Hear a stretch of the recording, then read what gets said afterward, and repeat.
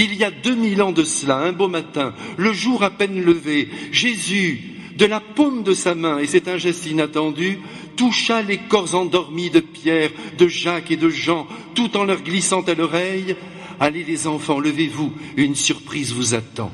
Et constatons, peut-être un peu étonnés, que Jésus a laissé le reste des apôtres. Et en sortant de la maison où ils se sont reposés, c'est encore la nuit, mais dans leur cœur, il fait déjà soleil. Comment ne pas les envier? De temps en temps, en cours de chemin, leurs bras frôlent la tunique du Christ. Heureuse grâce, car je pense que le corps du Christ devait tellement irradier la divinité qu'en marchant à ses côtés, chacun devait se sentir littéralement renouvelé dans son être. Mais avançons avec eux. À présent, le ciel envoie quelques clartés, ouvrant le chemin sous leurs pas décidés. À l'horizon, le mont Tabor apparaît auréolé de brume. Cette montagne, haute de 588 mètres, qui ressemble à un hémisphère, laisse présager qu'à son sommet, quelque chose de particulier se produira. Mais, pour l'instant, alors qu'ils marchent tous les quatre en grand silence, tout laisse penser qu'un temps de prière les attend. Mes frères bien-aimés, avant que nous n'assistions à l'éblouissement que vous savez, je voudrais que nous réalisions que le Christ, en choisissant Pierre, Jacques et Jean pour seuls témoins de sa transfiguration, a voulu au fond que toute l'humanité, en sa diversité, soit rassemblée. Pierre, c'est la force, c'est la détermination, c'est le caractère vigoureux, c'est le travailleur accompli, c'est le gros barbu, c'est le père de famille, ne l'oubliez pas car il était marié. Pierre, c'est aussi l'organisation, c'est la responsabilité, c'est le premier pape, c'est donc l'institution, c'est la pierre d'angle de l'Église. Si vous vous retrouvez en lui, tant mieux, vous allez donc assister à la transfiguration, vous êtes choisi par le Christ. Jacques, appelé le majeur, car il était le frère aîné de Saint Jean, est aussi du voyage. Je le vois jeune, dynamique, à peine plus âgé que son frère, lequel n'avait pas plus de 18 ans quand il rencontra le Christ. Il est donc un jeune homme d'à peu près 20 ans, au tempérament fougueux, sans doute plein d'idéal. Son surnom en dit long, fils du tonnerre. Du tonnerre à cause de son tempérament fort, du tonnerre parce qu'il était patent. Je vous rappelle que Jacques fut non seulement le témoin de la transfiguration, mais aussi de la résurrection de la petite fille de Jaïr. En effet, avec le Christ, il entrera dans la chambre de la petite morte et verra le cadavre reprendre vie. Il fera aussi partie des privilégiés qui accompagneront Jésus dans le jardin des Oliviers juste avant son arrestation. Il assistera aussi, ébahi, à la pêche miraculeuse orchestrée par le ressuscité. C'est donc un représentant de la jeunesse ardente, gâté, oui, gâté dans le bon sens du terme par Dieu, qui accompagne ce matin notre cher Jésus. Il représente aussi tous les martyrs, c'est-à-dire tous ceux qui, après avoir fait preuve de lâcheté, car il était absent et donc planqué à l'heure de la croix, se sont repris magnifiquement. Il meurt en l'an 43, lors de la persécution d'Hérode, décapité à l'épée. C'est donc un courageux, un intrépide, un flamboyant. Ce n'est pas pour rien si son corps repose dans la terre d'Espagne, fier et enthousiaste. Oh, si vous vous retrouvez en lui, mes frères, tant mieux. Vous allez donc assister à la transfiguration. Vous êtes choisis par le Christ. Enfin, Jean. Inutile de s'étendre sur lui, vous le connaissez bien, c'est lui qui s'étendait habituellement sur le cœur du Christ de tout son amour. Surtout ne soyez pas jaloux, je vous en prie, ça ne sert à rien. Jean est le préféré de notre Seigneur. Cette donnée est incontournable. Il est celui que Jésus aimait. Il est le fidèle par excellence, l'ami de cœur et d'esprit de l'amour incarné. Mais attention, s'il est grâce à Dieu capable de tendresse et d'abandon, laissez-moi vous le dire tout de suite, il y a du feu chez lui, et non de la guimauve. Que voulez-vous?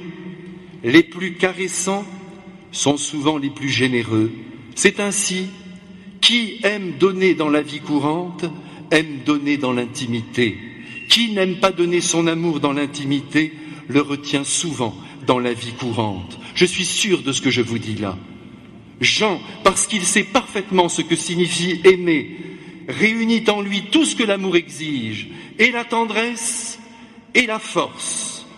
Volontiers je colle donc à sa peau et à son âme le mot que le Père Lacordaire a forgé et a tant de fois utilisé pour définir l'action du prêtre. Il disait que celui-ci devait être fort comme le diamant et tendre comme une mer.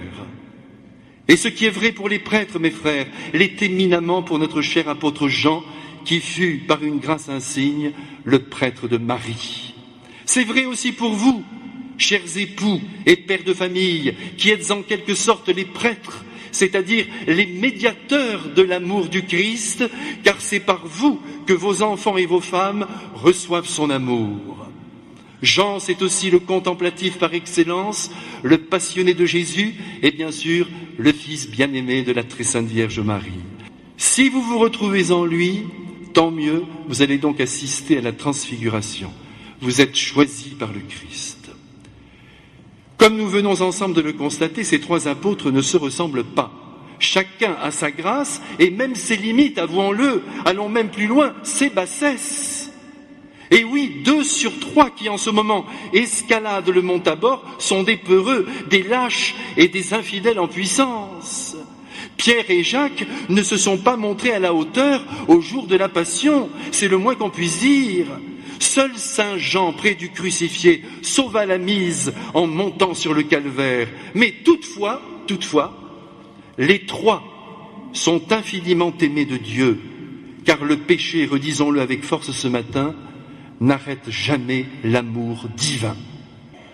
Ce matin, Jésus se promène donc, mais que ce soit bien clair en nos esprits, il se promène avec 3 êtres faillibles, qu'il aime éperdument. Il n'en a rien à faire de leur péché. La preuve, c'est qu'il va leur faire un grand cadeau digne du ciel. À peine arrivé au sommet du mont Tabor, Jésus, n'ayant pas une minute à perdre, il ne va pas préparer ses apôtres à l'exceptionnel qu'ils vont vivre. Ici, nous découvrons, mes frères, que le christianisme n'est pas une religion de type initiatique. En une seconde, on peut être illuminé par la lumière du Christ. C'est d'ailleurs ce qui va se produire dans un instant dans le cœur de ces 3 apôtres. Il n'est donc pas nécessaire d'avoir un doctorat en théologie ou en exégèse pour être chrétien. Il n'est pas nécessaire de connaître l'hébreu ou le grec pour vivre l'évangile. Il n'est pas nécessaire de passer des mois en retraite fermée dans un monastère pour comprendre le mystère de l'union divine. Il suffit d'être traversé par la grâce du Christ. Un jour, quelqu'un demanda au célèbre Padre Pio, « Que faut-il faire pour être saint ?» Et le bon capucin n'a eu qu'une réponse, « Il suffit de vivre en présence de Dieu. » L'homme rétorqua, « Mais c'est aussi simple que ça ?» Et le saint de conclure, « Parce que tu crois que l'évangile a été écrit pour des gens compliqués, comme tu t'égares. » Et oui, mes frères, nous nous égarons souvent, loin de la lumière du Christ qui pourtant est si simple à capter. La voyez-vous, mes frères, cette lumière? Pas encore, et c'est normal, vous allez être surpris, comme les apôtres qui maintenant sont soudainement éblouis. Par quoi? Par le visage du Christ, ce visage qu'ils connaissent par cœur, habituellement ambré par le soleil d'Israël, le voici étincelant de lumière. Non, il ne rêve pas, ses yeux, sa bouche, son front, tout est lumière, jusqu'à sa tunique qui fait cligner les yeux en les éblouissant. Mais dans quel monde sommes-nous? Les apôtres se le demandent. Et la scène se prolonge, apparaissent maintenant, à présent, aux côtés de cette torche de lumière, pas moins qu'Élie et Moïse. Et c'est incroyable. Pierre les reconnaît immédiatement et on se demande comment. Ne cherchez pas, mes frères, l'évidence est là. Jésus, sans un mot, lui fait comprendre que ce sont eux. Dans sa folie, à moitié abasourdi par l'événement, Pierre propose alors que 3 tentes soient dressées pour garder ces 3 corps incandescents dont 2 viennent de l'au-delà. Pas de réponse de la part du Christ. Je vous l'ai dit tout à l'heure, on ne possède pas les personnes. On n'a pas à les posséder. elles doivent faire leur vie et dans leur lumière, s'il vous plaît. Et qui vit ainsi sera récompensé. D'ailleurs, la récompense ne tarde pas, voici que retentit à présent, et c'est le bouquet final de ce grand feu d'artifice, la voix du Père Céleste qui achève de réjouir le premier pape et ses acolytes en les chamboulant. Cette voix, c'est une voix qui perce le ciel et je l'espère aujourd'hui nos tympans. Et oui, à la lumière, il faut toujours joindre le son pour marquer les esprits et les cœurs. Dieu le sait et c'est pourquoi maintenant il s'écrit pour qu'un jour ces mots s'écrivent en lettres d'or dans nos vies. Celui-ci est mon fils bien-aimé en qui j'ai mis tout mon amour. Écoutez-le. Ici tout est dit, mes frères bien-aimés. C'est le Christ qu'il faut écouter et non nos péchés. Arrêtons de pleurnicher sur eux, arrêtons de les compter, de perdre cœur, arrêtons de nous sentir indignes du Christ. Cherchons plutôt à penser comme il pense, à agir comme il agit, à aimer comme il aime. En un mot, à prendre sa lumière et à la faire tomber en nous.